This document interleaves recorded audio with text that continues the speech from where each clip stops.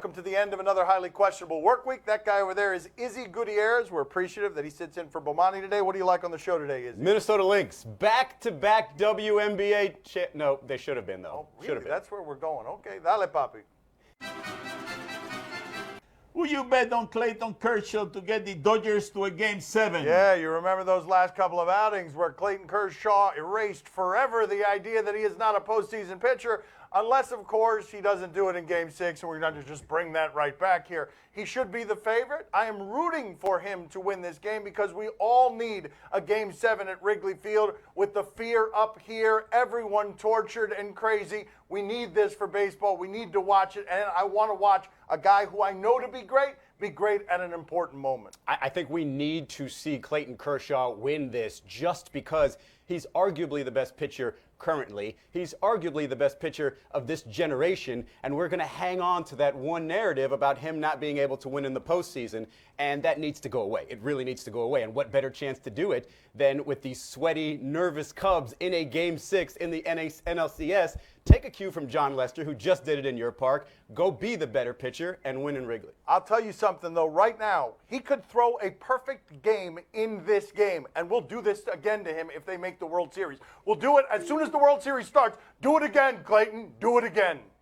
He's going to take them to Game 7, and he's going to close Game 7 for them. That's what is going to happen. How about that? There's no stop now. How about that? How about this scenario? You got this scenario? Game 6, he throws a perfect game. Game 7, he comes out to get the last out, and he blows it. And the Cubs go to the World Series. What do we do then? Classic Kershaw. Classic Kershaw. Get out of here. Did last night prove to you that Aaron Rodgers is good again? Well, I mean, it kind of looked like Aaron Rodgers because he threw the ball 50-something times, but 56 times, but only 10 of those times were 10 yards or more. And he said after the game, well, this is the way we're going to have to play from now on, which is great if you're putting the ball in Aaron Rodgers' hands. But, it doesn't feel like a classic Packers offense. It doesn't feel like he's getting the ball down the field, and everybody's talking about the separation on his receivers and everything else. But I just think it's troublesome that the last 2 times he's thrown for 300-plus yards, it's had to be 56 attempts or more. Just doesn't seem like he's vibing with the play caller. Are we going to do this every time Aaron Rodgers plays a game? If they lose, what's wrong with Aaron Rodgers? If they win against the Chicago Bears and Brian Hoyer and Matt Barkley, Aaron Rodgers is back. This does not look like an Aaron Rodgers that I recognize. I've said before, Aaron Rodgers is the single greatest quarterback that I have ever seen. Him needing 56 passes to get through to 300 yards because everything he's doing is 3 yards at a time. He's a beautiful passer. He's a beautiful downfield passer. I don't recognize this guy even if he beat the lousy Bears. And it took him until the 4th quarter to beat Brian Hoyer and Matt Barkley at quarterback and really pull away. So, yeah, again, not really the Packers right now. Are you sure you're okay? I'm not okay. No, you're not okay. No, you don't I'm look heartbroken. okay. No, Yeah, I'm not okay. I keep getting on here defending Aaron Rodgers. I worry about Aaron Rodgers. I'm concerned for Aaron Rodgers. I sound hurt. You have loved him so much for I so know, long. so long. I love him so right. much. Yes, Yeah, thank you. yeah, Thank you, that's Bobby, right. for consoling me in Give this me a hug. time Give of me a need. hug. I do. I I need more. Yes. Thank you. Oh, thank you. I feel much better. Give me a hug. Give me a hug. No, wait, why? Did the Minnesota Lynx get hosed out of a title? Wow. We are going to really do this. How does the WNBA championship get into our show? A controversy, of course. We'll never celebrate a legitimate champion. Who got hosed? Who can we blame? Let's go out to the referees blowing it right now to celebrate the WNBA new champion. Here you go. You got a shot clock. That's after the shot clock. You got to go review that because, look, there it is. Oh, look at those arrows right there. It's obvious. Those arrows have made it obvious. There it is.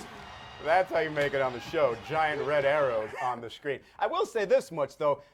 Referees, controversies, welcome to, professional sports. It happens all the time. For it to happen in a Game 5, the championship round, that's troublesome. And for the coach of the Minnesota Lynx to come out afterwards and say that the officiating in this sport is horrible, essentially, yeah, that's a problem. Here's the thing. It's horrible in college sports. It's horrible sometimes in the NFL. It's horrible in a lot of places. So it's just unfortunate that it happened in Game 5. But, congrats to Candace Parker and them. That is my entire knowledge of the WNBA right there. Izzy just paraphrased what the coach said, but I'd rather hear it from her because we want to celebrate the blaming. It's not enough just to apologize and send out a memo that they got something wrong. Okay? These players are so invested, and something must be done about the officiating in this league, because it is not fair to these great players that we have. Just get the simple things right. Simple. 8-second call. Shot clock violation. Get the simple things right, and we'll live with the other stuff that happens in a game. And Dan, if you look at the screen, you'll see a referee doing this after the play. Why didn't they review the call? I mean, she is right? How useless is it to send a memo out, hey, we blew that call. Never mind, you're not champions. Let me tell you something. In a championship game, you don't depend on the referees. You need the bigger player losing part of his ear on the ice. You wonder, how does the WNBA get this high in the show? We have a controversy. How does hockey get this high in the show this early in the regular season? Part of an ear falling off is what it takes. Let's hear. Well, first, let's see. Let's see first what happened here to create the loss of an ear. That's what happened right there. Yes, that seems like it hurt. Oh, my God, that's right. Oh, my father. Oh, my father with a sound. That was a horrible sound. Yes, that is how you lose part of an ear. That is just totally horrific. Unless, of course, you're the coach of a hockey team, and these things happen all the time. And so listen to the super chill Barry Trotz. Yeah, you didn't know what was going to happen, and really you got the puck sort of in the ear hole, and it sort of pinched off his ear. So trainers looked at him; he was just fine, just missing a piece of his ear. So we got chewed up a little bit. So yeah, well, it's just a small piece, but I got chewed up. I mean, first of all, Barry Trotz, one of the best names in sports. But yeah, just pinched off a piece of the ear. Like that just happens. Like you just dive on the ice and block the puck head first. Like that's a good idea. Yeah, it's going to get caught in your ear hole if you're going ear hole first to block the puck. That was absolutely way too casual. Just a little piece of the ear. I mean, it's not that big. There are so many things in sports that make me question my own masculinity. If anything like this happened to me, I would be telling that story for the rest of the time. I would miss about 2 to 3 months of work. I would take a sabbatical. I'd be holding my ear for about 6 straight months and showing it to people at bars to explain how bad this was. This guy, he's going to miss about 7 minutes. Yeah, Dan would have a big giant red arrow pointing to his ear at all times, just so we know. Yes. Right. Time for a quiz. Name the player who lost part of his ear. What's his name? Yeah, okay. Holyfield? Yeah. Holyfield. That's a terrible joke, but to mask that we don't know his name. Coming up next on Highly Questionable. Oh, come on. What do you mean, come on? I need more of that with my sports, not less. I mean, sure, but on a pull-up too with no defense there in a preseason game? Well, I guess he's not going to get another chance to do it. You might as well do it there. My Son's TV show is brought to you by the new Can-Am Defender. Tough, capable, clever. Time to play the game that has terrible table manners. Do you question? You give us topics and events, we question them.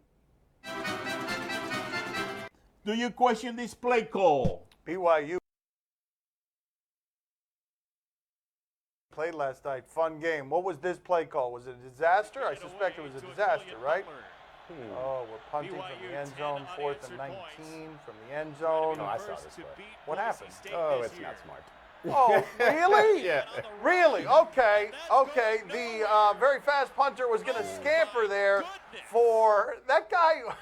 That guy, it would still be this morning before he got the 19 yards, even if no one was on the field. 19 yards, Dan. 4th and 19 out of your own end zone. That's not ballsy. That's just dumb. I mean, the Indianapolis Colts, and remember their ridiculous fake attempt that was the wide receiver's fault? They're laughing at this one as an attempt and saying, haha, now we have the second worst fake ever. There it is. It was embarrassing. This one. That was 4th and 3, though. Yes. 4th and 19. What are you doing? See, that was one dummy. He wasn't supposed to snap that. This whole team was a team of dummies going for it on 4th and 19 from your own end zone. Come on. Not a good day for BYU special team coach. What happened? Oh, the way that it ended. For the victory, BYU. For the win! Oh, no. There It you would have go. at least felt better if he missed it like 10 feet to the left. Do you question A-Rod's sincerity? Well, Alex Rodriguez has been doing this a couple of years now, doing the studio show, super poised, dripping with insincerity. Let's see what he's got this time. What happened? So the bottom line is you're saying because Rizzo showed up, now that inspires Brian a little bit? A little bit, yeah. Too? It's like there was a guy who wore number 2, used to inspire a guy named Alex Rodriguez. I think his name was Derek Jeter. Didn't he turn you on when he played? I love it. Sure you did. That's why you responded the way you did, man. Absolutely. You're a great player, man. You know what? Let You're me the say best. this. We had that with Jeter. We also had that with Ken Griffey Jr. I knew walking to the ballpark, I was going to see the best player in the world. And I was 18. He was 24. And what a great role model. Me coming out of basically high school graduation, showing up to Seattle, which I didn't even know where it was. And I have Ken Griffey Jr. there. As if that face didn't tell you enough, Dan. Okay. He immediately dismisses Derek Jeter and says, no, Ken Griffey was the guy that I looked up to, not that number 2 guy. I cannot believe. Pete Rose, by the way, is just kerosene. Wherever it is that he goes around the fire, he's going to make it explode. And I don't know whether he was doing that on purpose or because he was ignorant. I think it might be because he doesn't know that Derek Jeter and A-Rod don't actually get along. I don't think he did that on purpose. I'm going to go with option number 2 on that one. Well, at least A-Rod didn't break anything this time. Nice. No, that was Derek Jeter's fault. Totally Derek Jeter's fault. Well, we know he still got strength in the arm. Hey, I tell you right now, that's our fault because we should have got somebody taller than That's what he wanted to do to Pete Rose's face. That's right. That is what he wanted to do. Smash. And it would look exactly the same.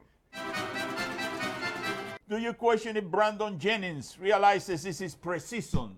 Again with Brandon Jennings taking preseason too seriously by getting into it with somebody and talking trash? What happened now? Continues to be an enigma, big guy. Not going up strong that time. Oh, come on.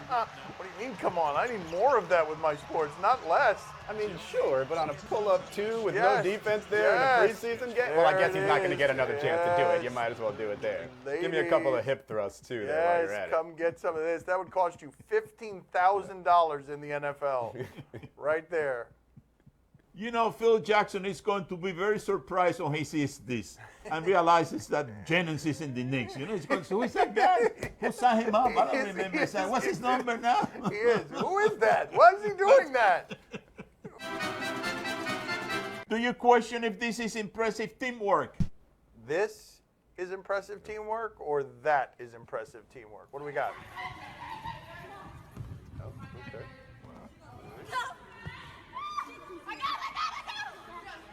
Come on.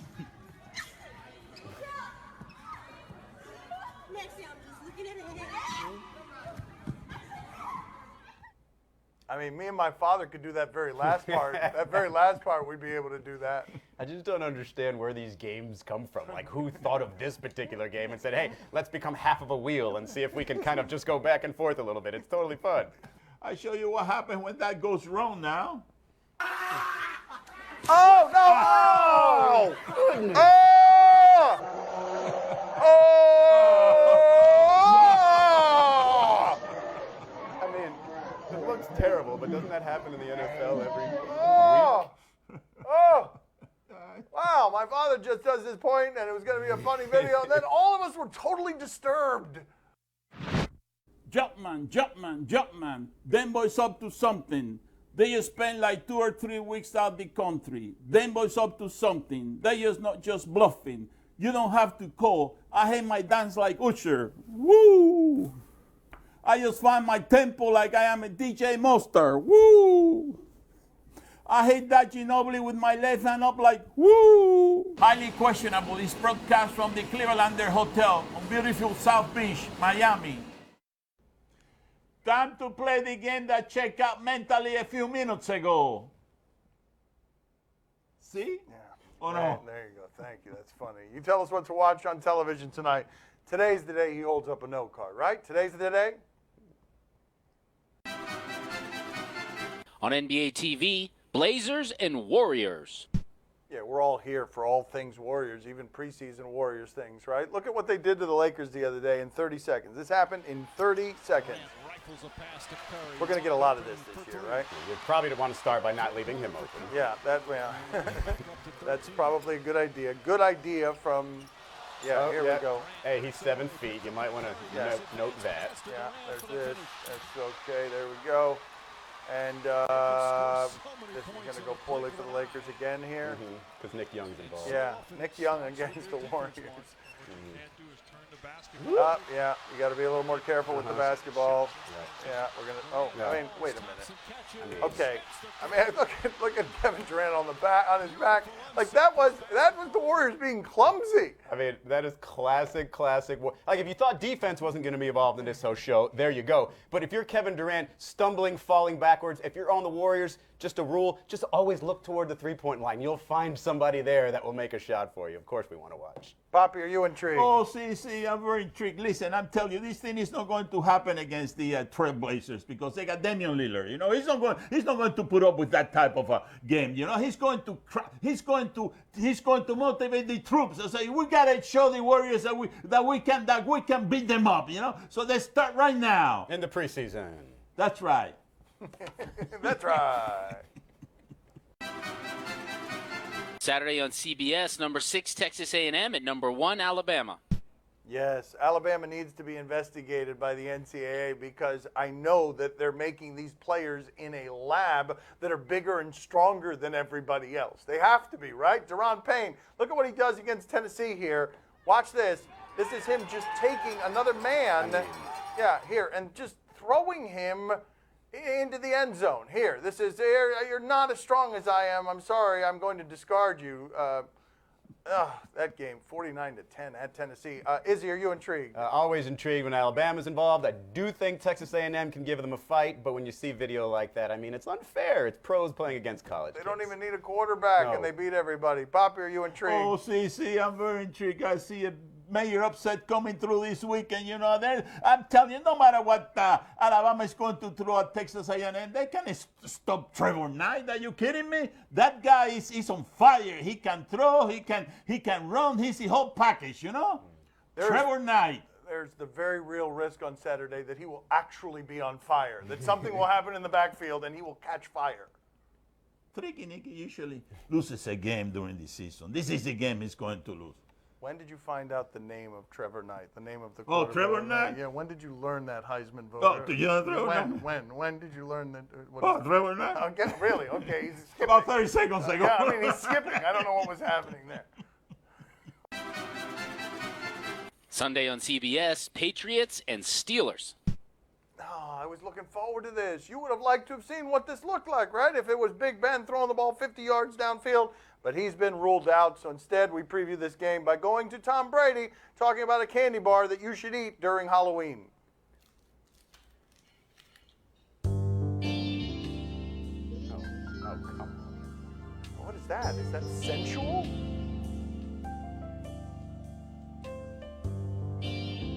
Oh, it is sensual. He doesn't do this well.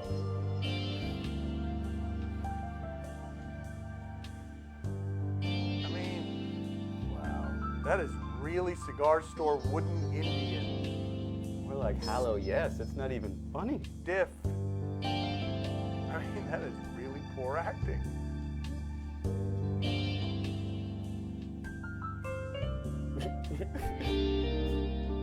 I think the name Unreal has a double meaning there. The hell was that? Izzy, are you intrigued? I mean, maybe because if Ben Roethlisberger was there, but that just kind of ruins that game for me. And who eats those little bite-sized candies in 3 different bites, Tom Brady? It's not believable, my man. Do you know how hard it is to get me to not like candy? Poppy, are you intrigued? Oh, see, I'm very intrigued. But listen, that's not the way you eat candy sensually. You want to see how you eat candy sensually? No. Yeah, nobody wants to absolutely see that. not. Oh, I got to show everybody. I got to show everybody. You know what? I don't want to watch any of this. This is disturbing. I'm going away now. All right, really? You guys are jerks, man. I'm going to have that in my mind all weekend. Izzy, get out of there. No, it's better than Tom Brady. It is Izzy. so much better than Tom Izzy. Brady. I can watch this commercial. Izzy. So good. Oh, no. You gotta cry. No. Oh, no, Izzy, you are foul. Oh, God.